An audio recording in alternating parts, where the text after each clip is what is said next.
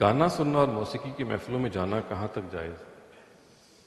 میں نے ابھی آپ کو گن کر بتایا کہ اللہ تعالیٰ یہ فرماتے ہیں کہ میں نے صرف 5 چیزیں حرام کی، اس کے علاوہ کوئی چیز حرام نہیں۔ فنون لطیفہ، فائن آرٹس جتنے بھی ہیں، ان میں موسیقی ہے، ان میں گانا ہے، ان میں غنا جس کو کہتے ہیں، ان میں مصوری ہے، ان میں شاعری ہے، یہ سب بالکل جائز ہے۔ یہ جو 5 چیزیں میں نے بیان کی، ان میں سے کوئی چیز اگر ان میں پائی جائے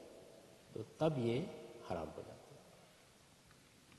مولانا الطاف حسین حالی کا شعر ہے کہ وہ خود شاعر ہیں اور بڑے شاعروں میں سے ہیں، انہوں نے کہا کہ گناہ گار وہاں، یعنی اللہ کے ہاں گناہ گار وہاں چھوٹ جائیں گے سارے، جہنم کو بھر دیں گے شاعر ہمارے۔ تو یہ انہوں نے شاعری کو حرام نہیں کہا، شاعروں کے کرتوتوں پر تبصرہ کیا۔ اس وجہ سے اگر موسیقی میں، غنا میں، مصوری میں کوئی چیز ایسی ہے جس میں شرک پایا جاتا ہے، جو بدکاری پر اکساتی ہے، جس میں کسی حق تلفی کی تبلیغ کی جاتی ہے،